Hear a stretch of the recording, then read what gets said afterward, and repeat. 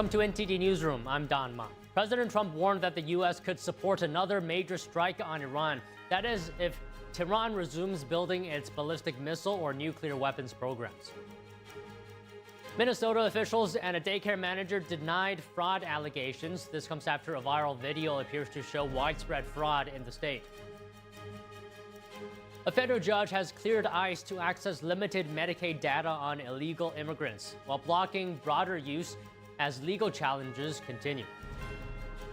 National Guard to be deployed in New Orleans for New Year's Eve events, but they will not be engaging in immigration enforcement. The New York City government is prepared to keep millions of tourists safe during its New Year's Eve celebrations. Mayor Eric Adams made safety announcements for the event. If you think your deposit box at the bank is safe, think again. That's what hundreds of customers in Germany discovered after thieves broke into the vault room of their bank. Millions of dollars worth of valuables could be lost.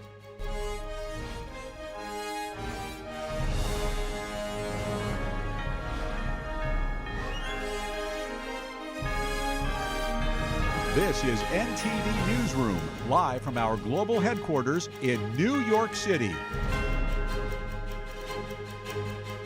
Good afternoon, and thank you for joining us today. President Trump warned the U.S. could support another major strike on Iran. That's if Tehran resumes building its ballistic missile or nuclear weapons programs after a massive strike in June. Here's what the president said after a meeting with the Israeli Prime Minister yesterday. I hope they're not trying to build up again, because if they are, we're going to have no choice but very quickly to eradicate that buildup. Iran said last week that it had conducted missile exercises for the second time this month. Iran may be behaving badly. It hasn't been confirmed, but if it's confirmed, look, they know the consequences. Consequences will be very powerful. Trump made a statement after a meeting with Benjamin Netanyahu. The Israeli prime minister said last week that he was not seeking a confrontation with Iran, but was aware of the reported exercises and said he would raise Tehran's activities with Trump. The president also said he wanted to move to the second phase of the ceasefire deal between Israel and Hamas. He urged Hamas to disarm or face severe consequences. Well, we talked about Hamas and we talked about disarmament, and they're going to be given a very short period of time to disarm, and we'll see how that works out.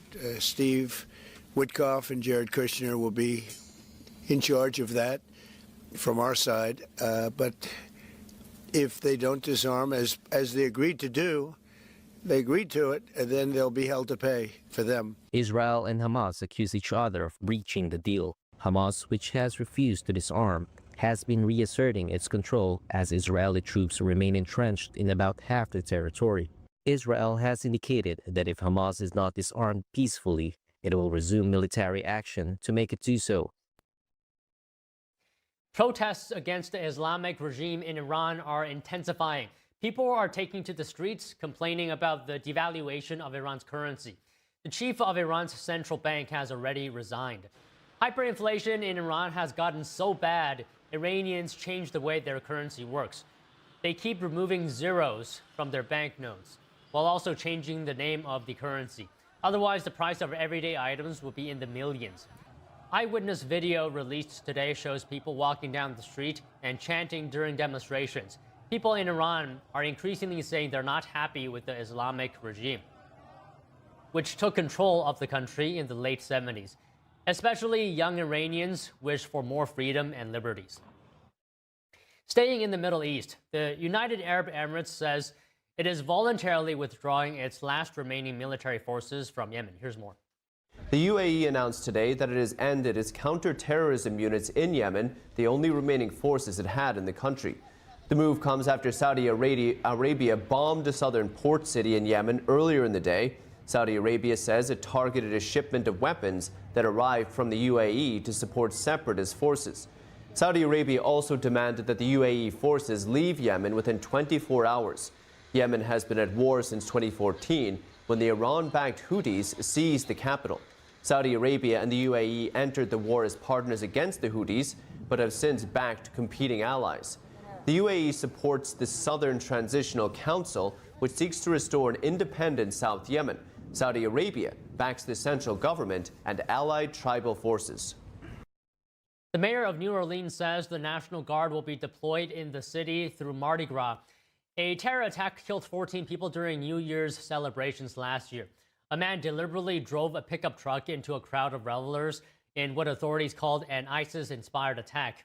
Mayor Latoya Cantel spoke at a press briefing yesterday. Let's take a listen.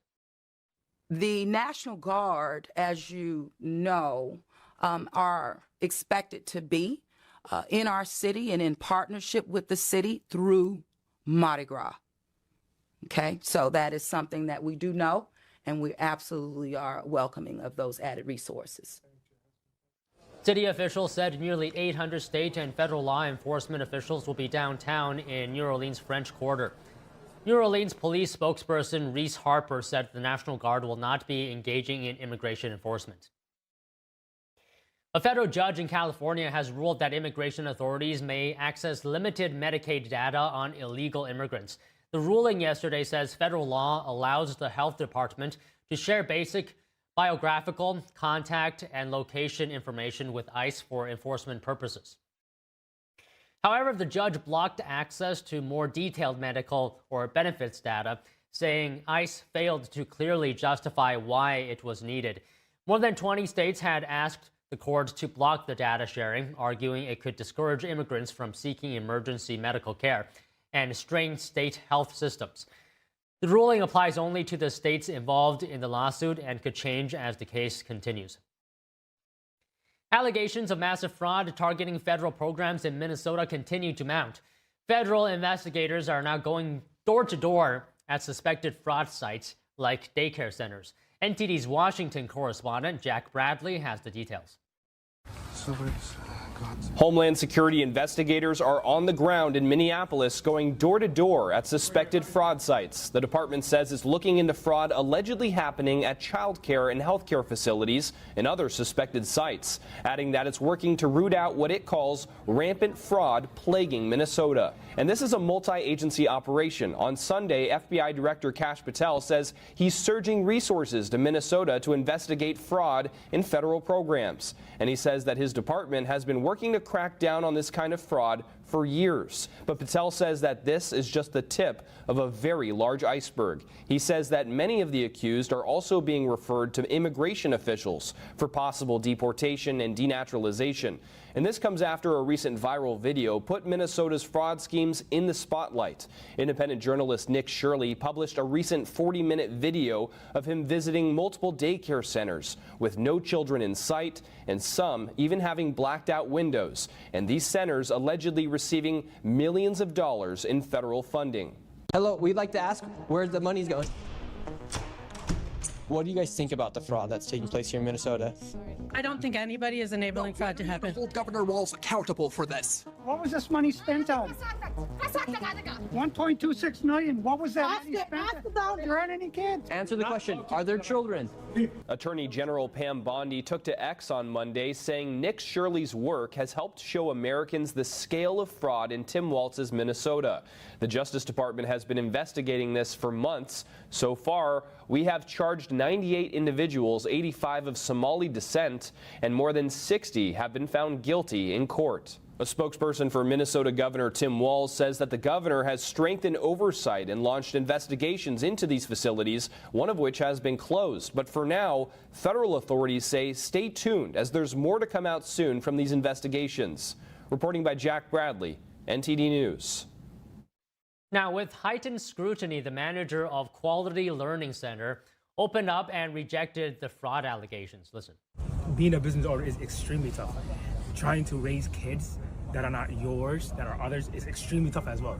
But then for people to come and go like, hey, they're not really working, they're just taking free money. If any of us have children here, raising children is not easy. Trying to help them with schoolwork, trying to build their manners is not easy work. So when somebody comes and does that, it's really disheartening. Ibrahim Ali said Shirley's video misrepresented the facility. Ali laid out the center's operating hours and noted that they primarily service after-school children. He accused Shirley of coming outside operating hours.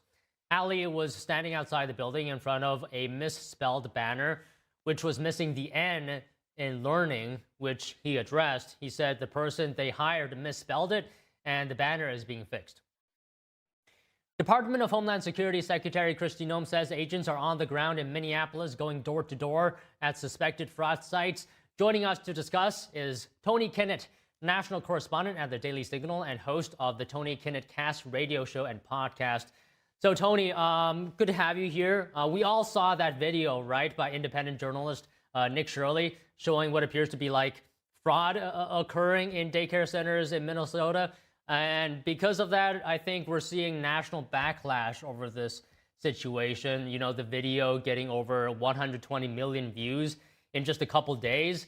Shirley alleges they were able to cover over $110 million in fraud in one day. Were you surprised by what you saw in that video? Unfortunately, Don, no, I wasn't. As a former educator, someone who worked in the public education system, someone who worked a lot in the education grant system, both as an education policy advisor for Governor Walker in Wisconsin, and then, of course, running Chalkboard Review after my time in the Indiana and Wisconsin education systems. This kind of fraud is rather typical in areas where the terms of equity and inclusion are put above kind of common sense. So the backlash from those on the left, let's say, to Nick Shirley's investigation has been rather interesting. People have tried to claim that the Quality Luring Center had at one point closed back in July, and he had obfuscated that. He didn't. And then they said, actually, no, it was open last week, and then it wasn't. Now, apparently, it's only open for 2 hours a day. There were kids there yesterday, but not today. That's not at all in conjunction with the Minneapolis public school systems. There's a lot of weird stuff here that is just getting millions and millions of federal grant dollars that you're paying for. And then also on top of that, Tim Walz has pushed a lot of effective measures through, effective in the financial sense, on increasing Minnesota taxes to go to these facilities as well. No one's checking, no one's looking, and it is a national issue, not just in Minnesota. Okay, Tony, I just want to be clear here. Are you saying that DEI policies in part is contributing to this fraud situation? Unequivocally, without a doubt. When you put the idea that someone's skin color or someone's language that they speak means that they are entitled to special privileges here in the United States, then that ends up covering up for a lot of things like fraud. When you say, hey, you come from this other place, you must have had it really bad, so we're going to give you money, we're going to give you housing, we're going to give you free transportation, and then we're just going to trust that you'll take care of it. What we found in the Minnesota Somali migrant community are a group of individuals who did not come to this country, did not assimilate, did not adopt its values, but instead have utilized fraud all the way from political campaigns to healthcare, to education, to real estate, to restaurant, to charity, to non-governmental organization. It is without a doubt the largest, most coordinated fraud scandal in the history of this country. It makes the Teapot Dome scandal of the late 1800s and early 1900s look like child's play. Tony, where does accountability lie? Accountability lies in two places. First of all, it lies in the community. So when you are part of a community and you turn a blind eye to active fraud that is hurting those around you, you are part of the problem. If I am part of a small community, let's take it back to the South in the late 1800s. If there was an individual who was innocent that was being persecuted based along racial lines, you have a duty as an individual to stand up for those in your community. You are a citizen of the United States, which means you have a responsibility to flag authorities when the law is being violated. So the first measure of accountability is finding out those who turned a blind eye to things like this, whether that be someone in the community or adjacent to the community. Second, those who are in law enforcement leadership in the Minneapolis and greater Twin Cities areas need to be held accountable. They need to be banned from public service, and there need to be charges, both state and federal, filed. And yes, that includes Governor Tim Walz, who has continued to funnel money in. He targeted the state's legislative auditor. There's an auditor position that the legislature of the Minnesota state government appoints. Tim Walz cut that person off at the knees a couple of years ago when they started to ask questions about this. And he was almost the vice president of the United States. There is a serious level of accountability failure in the DNC politically, but also in the Minnesota state governor all the way up to Tim Walz. So you're saying the community and officials both hold a responsibility. So let me ask you this. What would being held to account look like in this situation? Well, first of all, I would believe that any individual who is here that is not a citizen of the United States that either participated or knew about this fraud needs to be shipped back home immediately. I don't care where you're from. I don't care what color you are. If you are part of an organization, if you are part of a community and you are here illegally or you're here in a temporary status and you either aided and abetted or knew of and chose not to say anything about the rampant fraud that took place here, sorry, you're clearly not interested in assimilating in the United States. Get out. Number two, if you are someone who has come here to the United States and you are a citizen and you're an immigrant from another country, and then you have dishonored, you have broken the oath you took to the United States Constitution, I believe you should be denaturalized and you should be sent home as well. If you are a citizen of the United States, a native citizen, and you participated in this fraud, the maximum prison sentence and a disbarment from any public service for the rest of your life at a bare minimum. Because there are people who are freezing and starving in the state of Minnesota who do need aid, who are both natural U.S. citizens and naturalized U.S. citizens who do need services that now they may not have full access to because that money was stolen. Okay, I just want to follow up on that point. You're saying that there are, in fact, people in Minnesota who need aid. Your comments on whether welfare system in Minnesota is overly generous or not? I don't think it's an issue of the term overly generous per se, but money that is taken and then given needs to be accounted for and needs to be looked after. This is one of the reasons why I encourage local community charity organizations and private charities, is because there's a level of natural accountability that goes along with those things. Whereas when it becomes a level that you can meet, that you can then go to the state for a check, you don't usually find the state doing as good of a job keeping an eye on where those dollars go and what they're used for. This is where we get a lot of the EBT and the SNAP benefit fraud that Minnesota refused to turn data over to the federal government over. And that is disrespectful. That's disrespectful to the people of Minnesota or any state people whose government monopolizes some type of a welfare system. I'm not opposed to the idea of a safety net for any kind of community or state network, a jurisdiction perhaps, but it needs to be held accountable. Essentially, you need people to watch where those dollars are going, and those need to be transparently recorded. Okay, Tony, just one last thing. Your comments on the governor's remarks on this situation. He said, quote, this was on my watch. I am accountable for this. And more importantly, I am the one that will fix it. What does he need to do? I mean, it's really easy to come in hindsight 2020 and say, oh, gee, I didn't know all of this fraud was going on, except there's evidence that I did. And the buck stops with me. He doesn't actually say, I'm sorry, or excuse me, in the Minnesota parlance, I'm sorry. He doesn't come out and suggest that he's going to right these wrongs by addressing some of the root causes. Instead, he's called those who ask questions about this particular issue white supremacists. Again, if we can, obviously say he should resign, obviously he should submit himself for both state and federal investigation. That would be the moral thing to do. But this is the individual who considered it a cultural import to put tampons in boys' bathrooms in public schools. So I'm not really sure that we can expect that from Tim Walz anytime soon. Well, all right, Tony, it's always good to speak with you. Thank you so much, and Happy New Year. Happy New Year to you too, Don.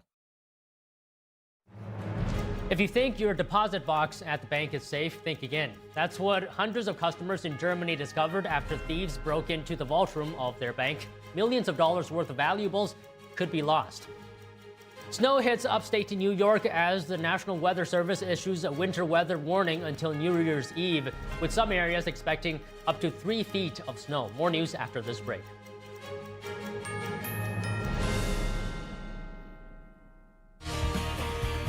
Buying or selling a home has gotten hard. Inventory is tight and interest rates are high. Making a move can be scary. That's why who you work with matters. I partner with HomeLight to help our clients win in any situation. Our buyers find great deals on their dream homes, and our sellers get top dollar even in a challenging market. HomeLight gives our clients the edge they need, and together, we all win.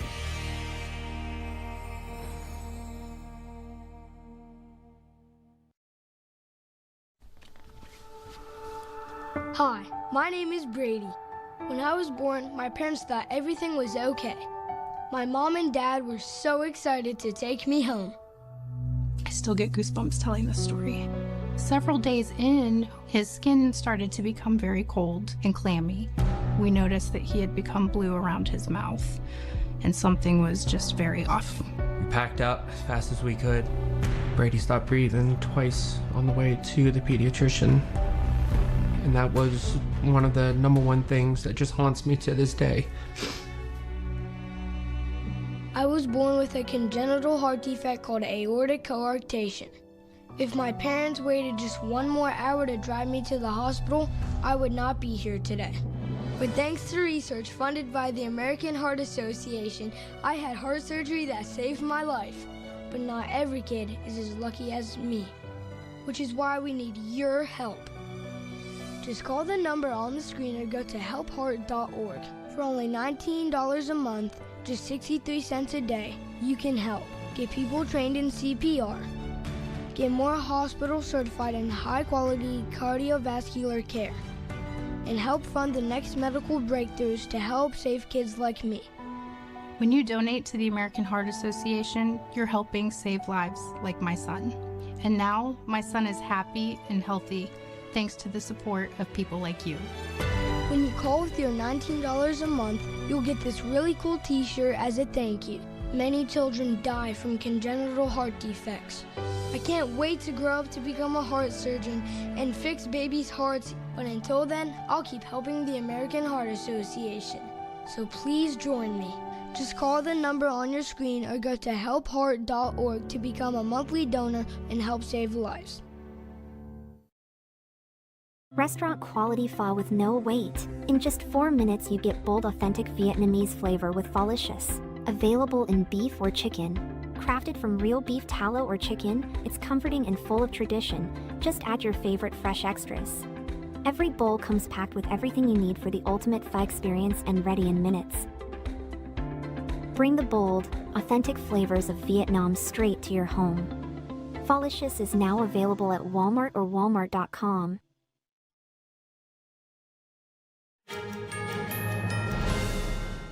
A harsh winter storm is expected to bring strong winds and heavy snow across the Great Lakes and the Northeast today.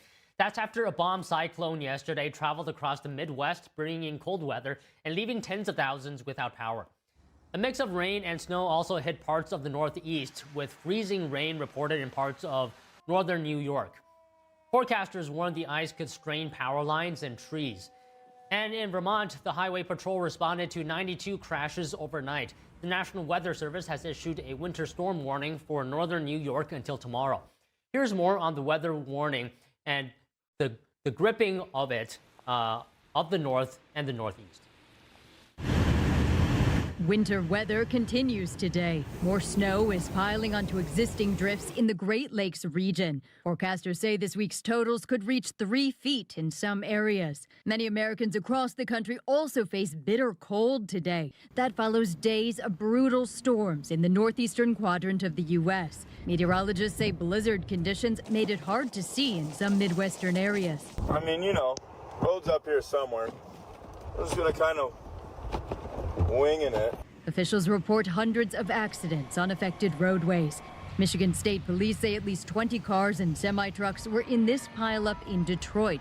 Some New Englanders also are grappling with recent snow and ice up to half an inch thick. Down south, the National Weather Service says parts of West Texas had a winter storm warning last night. Even some travelers outside storm areas say they've been affected. It got delayed, then it got canceled. Then we got a notification saying that there were no flights going in and out for 2 days. Just so many people here that are traveling, delays with the weather, going up north. FlightAware reports more than 900 U.S. cancellations and over 9,000 delays yesterday. I would say get to the airport on time, relax. Things get be patient. Things get complicated at times, and just be prepared for slight delays.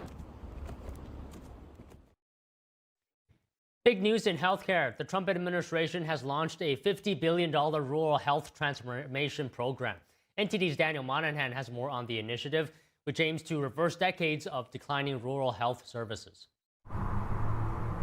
The Trump administration plans to distribute between around $150 million and $280 million each state in 2026.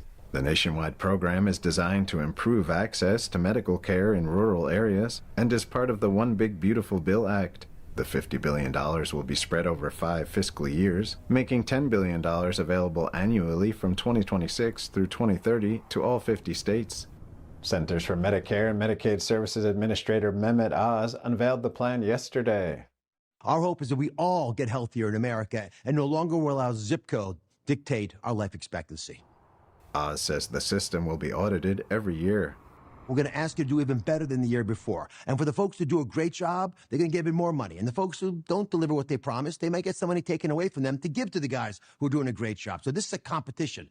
America loves a competition. Innovation takes center stage. We already have so many brilliant ideas, from drones delivering medications to people being able to practice at the height of their licensure, like nurses and pharmacists, to robotic systems to allow us to ultrasound moms who have babies or in their belly, but they're in remote areas. West Virginia Governor Patrick Morrisey applauded the Trump administration for the program, calling it a needle mover. This is really going to allow us to help improve healthcare in rural communities, whether you're talking about diabetes or COPD or a number of other disease states. We have a chance to get a lot of our people healthier. Morrissey says the aim is to create a virtuous circle. Healthier people, more productivity in the workforce, more people overall in the workforce, and then a stronger economy with a higher standard of living. Nebraska Governor Jim Pillen reacted, saying President Trump's commitment to rural economic revitalization is real, and today's announcement is proof. Alabama Governor Kay Ivey says making America healthy again begins in rural America, and that she looks forward to being able to improve health care across the state. This rural push aligns with Trump's fiscal 2026 skinny budget for the Department of Health and Human Services. Those reforms combine multiple agencies into a new administration for a healthy America. The agency integrates rural programs and redirects any savings to Health Secretary Robert F. Kennedy Jr.'s priorities, including environmental health, mental health services, and chronic disease prevention. Daniel Monahan, NTD News. Republicans are hoping to reclaim a state Senate supermajority in a special election today in Iowa. Voters in Iowa State Senate District 16 are choosing a replacement for Democratic Senator Claire Celsi, who died in October. Democrat Renee Hardman is facing Republican Lucas Lofton in a race that could shift the balance of power in the chamber. Republicans currently hold the 33 seats to Democrats' 17. A GOP win would restore their supermajority that was lost in an August special election. Hardman says she's focused on affordability issues like childcare, housing, and healthcare. Lofton is campaigning on lowering taxes and easing cost of living pressures. The district has recently swung between parties, making the outcome uncertain. A Texas man is facing federal terrorism charges for allegedly trying to support the ISIS terror group. The Justice Department says 21-year-old John Michael Garza attempted to provide material support to the terror group through an undercover agent. Prosecutors allege Garza shared a bomb-making instruction and bought explosive components to a meeting, and as well sent cryptocurrency he believed would fund ISIS activities. FBI Director Kash Patel says agents identified the threat early and stopped it before anyone was hurt. Patel called the man's alleged actions radical Islamic terrorism. Garza was arrested after months of online monitoring and is now charged with attempting to support a foreign terrorist organization. New York City Mayor Eric Adams is staying busy until his last day. Today, he and the police commissioner addressed the public about keeping the city safe during its New Year's Eve celebrations. Mayor Eric Adams and the New York City Police Department are working to have another safe New Year's Eve celebration all the way up to his last day in office. And we're looking forward to the ball drop as we stand on the eve of the ball drop. People will start lining up early in the day, and they're here throughout the entire day to hold their spot. And we want everyone to have a great time and spend lots of money. For those of you who are tourists here, spend money in the city of New York. You're a tourist? Spend money. This year's police detail is bigger than last year's, with the entirety of the New York City Police Department working in between December 31st and January 1st. We will also deploy dedicated pickpocket teams, hotel response teams, and additional uniformed patrols to address quality of life and public safety concerns. There will be assets that you will see and others that you will not see. Mayor Adams mentioned that there are no specific or credible threats regarding the New Year's Eve celebrations in Times Square, but they are operating at a heightened threat level. While people are here to enjoy, it's a group effort that involves interagency communications and coordination, but I want to assure everyone maintaining a safety posture here during this celebration is something that we're focused on. The ball test was successful today. This year's New Year's Eve ball is set to be dropped going into the first day of the year. Along with Monday's confetti test, this year's Times Square New Year's party should be a big one. The ball drop has been a tradition in Times Square since the first drop in 1907. Sean Marshall, NTD News. Panic and anger in Germany as customers discovered that their bank's vault room was broken into. Police say thieves stole some $35 million worth of valuables from deposit boxes. I didn't sleep last night. No information is coming out. No one is coming out. All they need to do is put up a sign which safe deposit boxes are affected. Not everyone is affected, but there is no information. They are not coming outside. It's sad. It will be a bloody new year, to put it bluntly.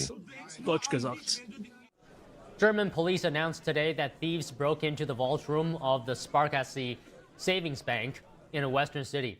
They broke open over 3,000 safe deposit boxes and made away with some $35 million worth of stolen cash, gold, and jewelry. Police said the robbers drilled into the underground vault from a parking garage. Authorities added that the break-in was very professional and believed it lasted much of the weekend. The heist was not discovered until Monday. Angry customers gathered in front of the bank today to demand answers, but were not allowed to enter.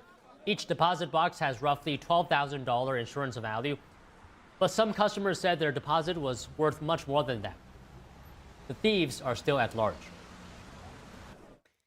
The U.S. hit an area in Venezuela where boats are loaded with drugs. This marks the first known instance that the U.S. military carried out land attacks there. We speak to senior investigative reporter for the Epoch Times, Joshua Phillip, after the break. Russia doubles down on its claims of an attempted attack on President Putin's residence, what a spokesman said when asked about physical evidence of the attack. Stay tuned for more news after this.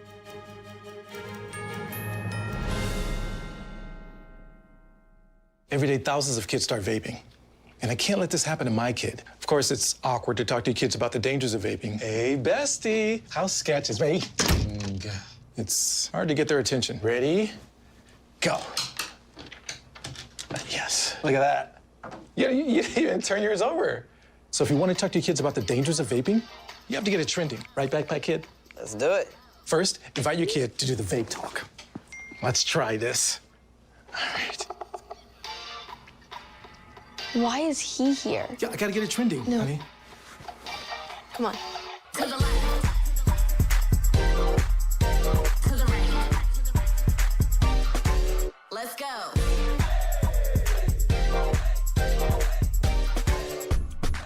Oh, honey, can we talk? Yeah, what's up? I see a lot of your friends vaping. Visit talkaboutVaping.org for tips on when and how to have the vape talk. My name's Stacy, I'm 57, and I was adopted in 2020.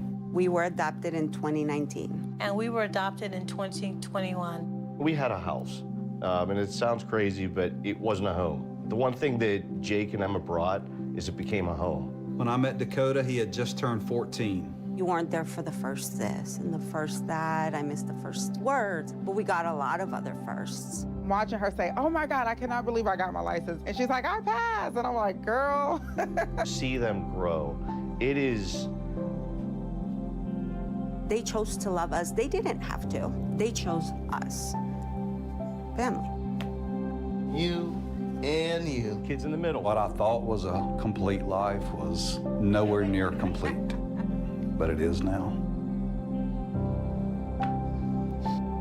Learn about adopting a teen from foster care. You can't imagine the reward. Visit adoptuskids.org.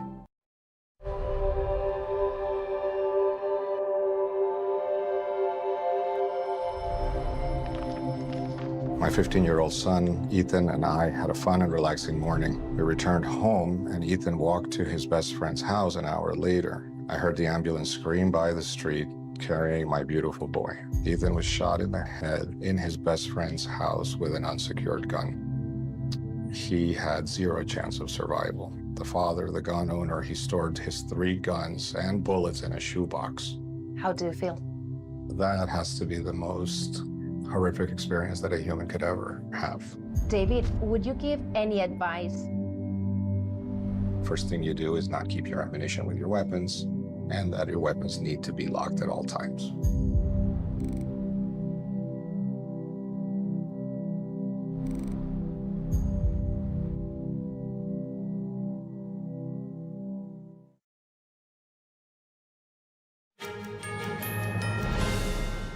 New developments in Venezuela. President Trump said yesterday the U.S. knocked out a loading facility linked to Venezuelan drug boats sometime before December 26th. Take a look. There was a major explosion in the dock area where they load the boats up with drugs. They load the boats up with drugs. So we hit all the boats, and now we hit the area. It's the implementation area. That's where they implement, and that is no longer around. Trump says the move was part of Washington's ongoing campaign against vessels carrying narcotics to the United States. The president said the site that was hit was along the shore, but didn't say which military branch or intelligence agencies were involved in the strike. He also did not confirm that it happened in Venezuela. U.S. Southern Command says 2 people were killed yesterday in the latest U.S. military attack on an alleged drug boat.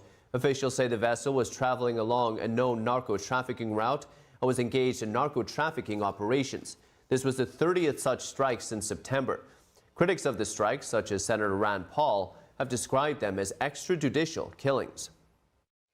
To discuss President Trump's latest actions towards Venezuela, joining us is Joshua Phillip, senior investigative reporter for the Epoch Times and host of Crossroads on Epoch TV. So Josh, good to see you. As always, President Trump said yesterday that the U.S. hit an area in Venezuela where boats are loaded with drugs. And this marks the first known instance that the U.S. military has struck Venezuelan land. Can I ask you, is the Trump administration escalating its counter-narcotics operation?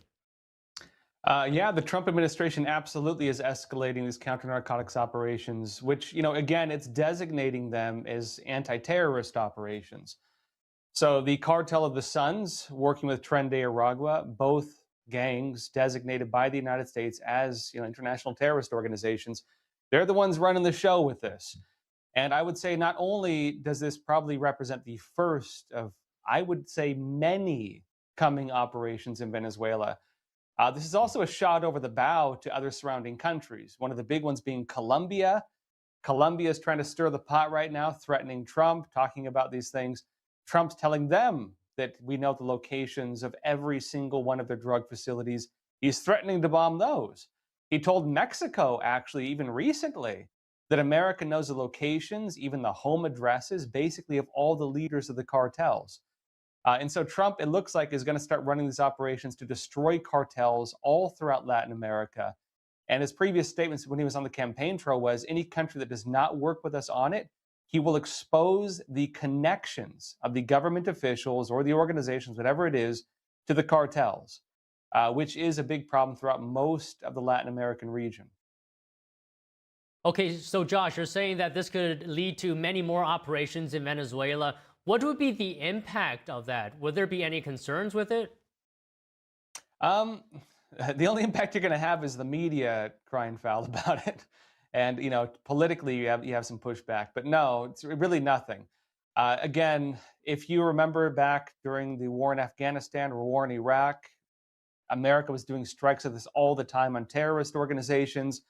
Barack Obama, former president, he was called, he used to use drones for just about everything. They called him the bomber-in-chief a few times. And so the same types of things, the double tap, quote unquote, operations, they strike a vehicle, guys get out, they strike them again, they crawl for their lives, they strike them again. We watched that over and over again in video footage of strikes like that, going back to the Bush and Obama administrations. the designation of the cartels, including the ones in Venezuela, and notably including most of the Venezuelan leadership, including Maduro himself, they are effectively under the same designation as any other terrorist organization. And I don't think this is going to be a ground war. I think you're going to be watching us just bomb them. You might have some special operations forces abductions or operations to, take people out, but most of it's going to be drone bombings. Okay, can you just expand on that point where you said the Maduro regime is involved in some capacity in the drug trafficking? How involved are we talking about here? Would you be able to talk specifics at all? Yeah, so it's interesting. A lot of this is being framed right now as a Trump policy. But if you go back to the Biden administration, they had the exact same policy. The Biden administration designated and had referred to Nicolas Maduro as the leader of the cartel of the Suns. The Biden administration said that he was the unofficial leader of the country. He was an unofficial cartel leader, and the true government was the Venezuelan government in exile, which was recognized by the United States. In fact, towards the end of the Biden administration, they said that we would, maybe not do it, but there would be a regime change in Venezuela. Trump has just continued that same policy. This was a bipartisan, very much agreed upon policy. Nicolas Maduro is known to be the leader of the cartel of the Suns. He's worked with FARC, notably when he had his whole mass protests against him in 2018, 2019. He used FARC and other militia groups to kill protesters. That was when Trump, in his first term in office, was talking about military intervention in Venezuela, and when Russia sent 2 nuclear-capable bombers there and told America that if we intervened, that the consequences would be catastrophic, and Trump actually backed off. Russia's not coming to the rescue this time. Maduro, whether one way or another, and Trump's saying it now, he's on his way out. And again, basically, according to U.S. designation, he's the equivalent legally of Osama bin Laden. They could send troops down there, grab him, and dump him in the ocean if they wanted to, under legal grounds, with very little pushback aside from just criticism. Okay, Josh, as well, you're an expert when it comes to China, so I want to ask you a China-related question. So Beijing recently voiced support for Venezuela. What role does China play in this situation? How dependent is Venezuela on China? In my opinion, China and Russia are the 2 main pictures of Venezuela. And I would say actually what you're watching right now is not about oil, it's not about drugs, it's about the battle of who runs Latin America. So the United States has applied a policy going back to the early 1800s called the Monroe Doctrine. Basically, no new European colonies in the Americas. North America, Central America, South America. No European colonies involved. That went into the Cold War. That was the basis of the Cuban Missile Crisis. That was the basis of us trying to keep the Russians out of Latin America. Maduro was Chavez, Hugo Chavez was the main one who changed that, working together with Fidel Castro. Hugo Chavez, the former leader of Venezuela, who handpicked Maduro as his successor, created various organizations throughout Latin America, which pushed out the United States. It was intergovernmental agreements to not engage with America, no military engagement, no business engagement, push America out, get rid of the Monroe Doctrine, and bring China in its stead. And what they did was the Chinese Communist Party, the Belt and Road Initiatives, a lot of the pilot programs were in Venezuela. They were the beachhead to bring Chinese influence into the entire Latin American region, as they ran other organizations and operations to facilitate, election organizations, cartel organizations, drug organizations, killing political rivals, getting their guys in place, and effectively conquering all of Latin America, not just through China, but just this kind of socialist, deeply communistic type of government, what they call the pink wave. That was a big part of it. And so China actually has basically replaced the United States in most of Latin America. And Venezuela is the linchpin with this. Venezuela is like the key piece with all of this. They pull that out, a lot of Chinese influence goes out the window. And I would say also it's no coincidence that what is the United States saying in its national defense strategy? They're saying we're going to bring back the Monroe Doctrine. That is the narrative right now. Okay, Josh, just one final question here. If we're looking back to when this administration started, Special Presidential Envoy Rick Grinnell met with Venezuela's Maduro in January, and 6 Americans were freed during that visit. Is this conflict we're seeing now unavoidable, and what does the U.S. want ultimately for Venezuela? The United States wants regime change for Venezuela. Part of the Monroe Doctrine is building up friendly nation states. The opposition government, the government in exile, is a U.S.-friendly government. When Maduro is ousted, they will put that in power. I guarantee it. The Venezuelan people already voted for it. Trump and even Biden have stated that their position is that Maduro stole the election. Neither Democrats nor Republicans recognized him as the winner of the election. So the government in exile was the real winner. You had mass protests in Venezuela. Maduro killed them, shooting people point blank, kicking down doors, dragging people out of their homes, put down the mass protests using FARC, a narco-terrorist organization, and using militias. And so the Venezuelan people would likely support that. But the other big thing, too, there was almost a broader war in Latin America. Right before Trump and the U.S. started bombing these drug boats, just a couple months prior to it, Maduro was about to start a war with Guyana, working with Brazil. They passed into law saying they had the right to seize the parts of, just north of them in Guyana, where some of the largest oil reserves in the world were discovered. Had they done that, they had already moved their military to the border. They were holding live fire exercises. They already moved their Navy right next to the oil platforms, including the Exxon ones, which were U.S. interest, of course. And they were going to invade the country. That war was likely stopped because of these bombings of the boats and the targeted attacks on the leadership of the Maduro regime. Well, all right, Josh, I mean, what can I say? Insightful as always. And in fact, I learned a lot. Thank you so much for speaking with us. Hey, pleasure. Thank you. Russia says it will toughen its stance in the peace talks after Ukraine allegedly tried to attack President Putin's residence on Sunday night. But so far, the Kremlin is not providing any evidence of the alleged attack. NTD's international correspondent, Arian Pastar, has the latest. Russia on Tuesday again saying it will toughen its stance in the peace talks with Ukraine. That's over an alleged attempt by Ukraine to hit President Vladimir Putin's residence in the night from Sunday to Monday. This is indeed a terrorist act aimed at disrupting the negotiations. The diplomatic consequences of these actions will be a tougher negotiating position of the Russian Federation. Russia says Ukraine fired over 90 long-range drones at Putin's residence. But so far, Russia has not provided any pictures or physical evidence to back up the claim. And I don't think there needs to be any evidence here. As for the drone wreckage, I can't say. That's more a matter for our military to deal with. Russia's claim of a Ukrainian attack came just one day after Kiev said most parts of a possible peace deal were almost completely agreed on. We have great achievements, 20-point peace plan, 90% agreed, and U.S.-Ukraine security guarantees 100% agreed. U.S.-Europe-Ukraine security guarantees almost agreed. Military dimension 100% agreed. And Kiev accuses Russia of attacking Black Sea ports and firing at civilian ships on Tuesday. According to the Ukrainian Navy, 2 Panama-flagged civilian vessels were attacked by Russian drones as they tried to load wheat. But despite the back and forth, Russia says it won't leave the peace negotiations. Talks between Russia and the US are expected to take place soon. Arian Pastar, NTD News. A campaign group is seeking to either reform or replace the World Health Organization, a project aligned with the goals of the Trump administration.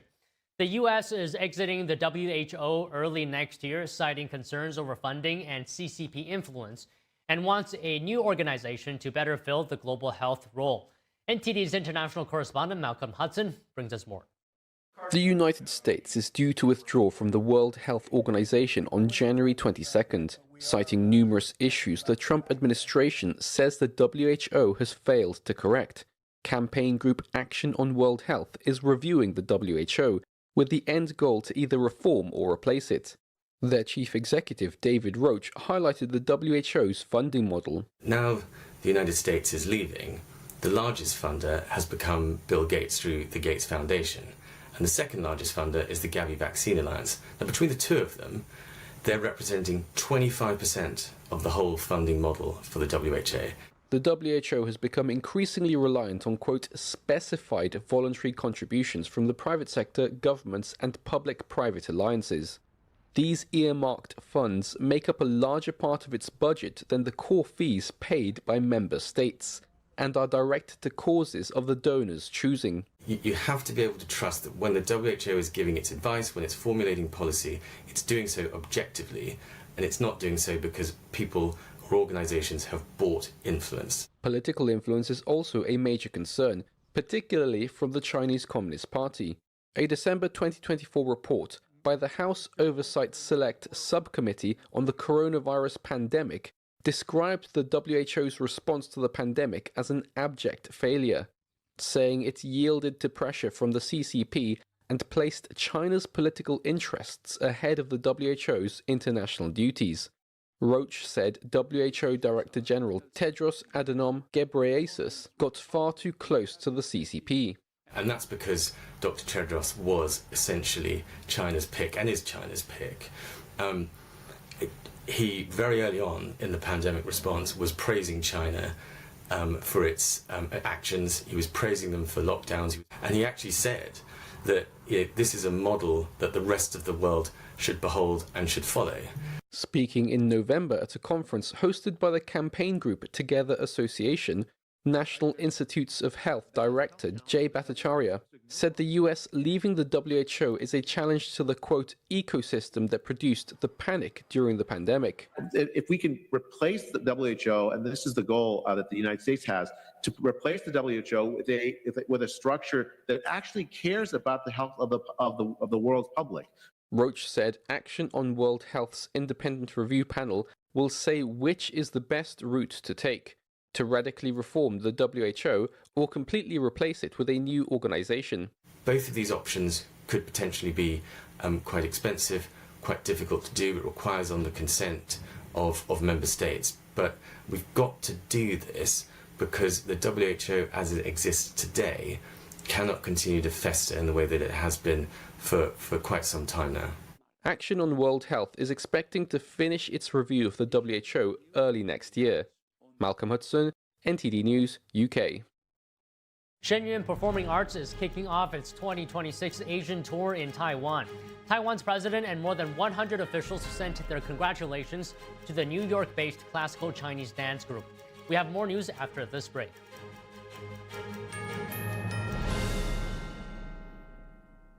All throughout your home, appliances and systems just wait for the worst time to break down and leave you with expensive repairs. Unless you have a plan from Choice Home Warranty. All home appliances and systems have a breakdown clock, and when it expires, it will cost hundreds and potentially even thousands of dollars to fix or replace. That's why every homeowner should have a plan with Choice Home Warranty, like I do. For a low monthly fee, a Choice Home Warranty plan will cover your heating, air conditioning, plumbing, appliances, and more. Don't let an unexpected repair wreck your budget.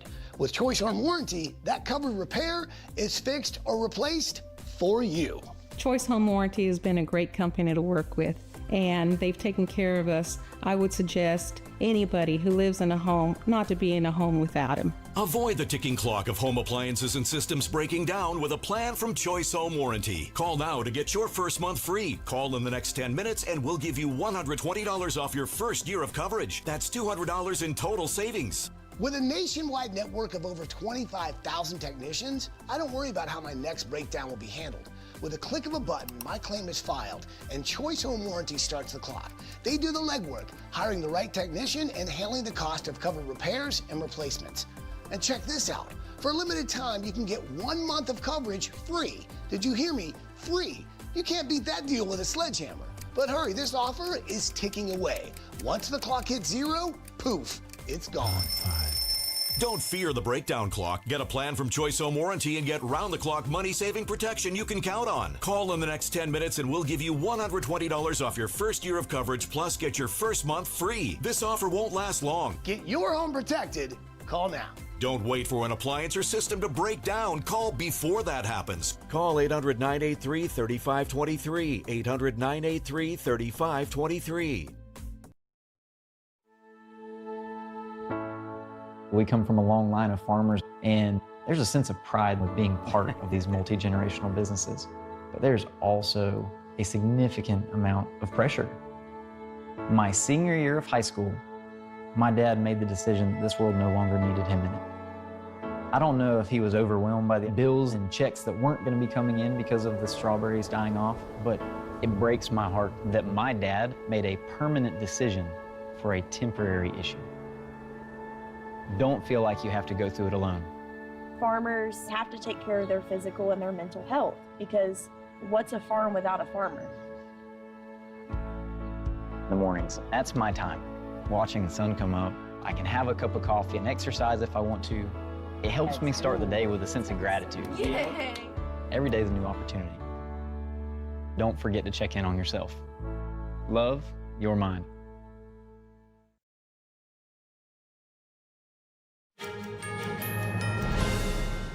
Shen Yun Performing Arts is about to start its 2026 Asia tour. The New York-based classical Chinese dance company was welcomed in Taiwan by fans, along with congratulatory messages from Taiwan's president and more than 100 officials. Take a look.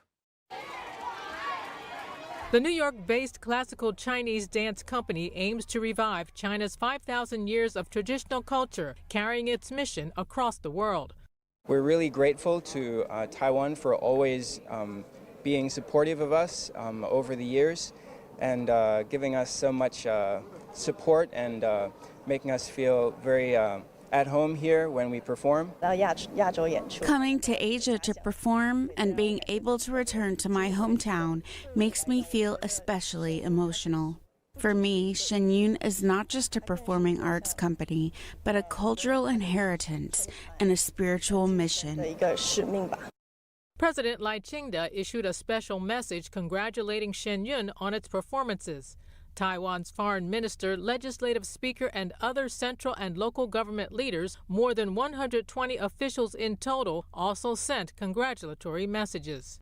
When people see our show, they become very clear on what Chinese culture is. It's a very spiritual, deep, traditional culture, and it's very different from what the Communist Party has made of China in modern times. As Shen Yun approaches its 20th anniversary in 2026, this marks the company's 18th visit to Taiwan. Beginning on December 30th, Shen Yun will stage 33 performances across 7 major cities over the next 2 months. Fans say they are eagerly anticipating the new production. I'm very excited and really looking forward to this year's new performance. I truly admire them for traveling all the way from New York to Taiwan to revive Chinese culture. NTD News, Taoyuan, Taiwan. Robert F. Kennedy Jr.'s Make America Healthy Again plan for 2026 has been released. So far, what has RFK Jr. achieved? Also, we'll discuss some obstacles lying ahead. Stay with us.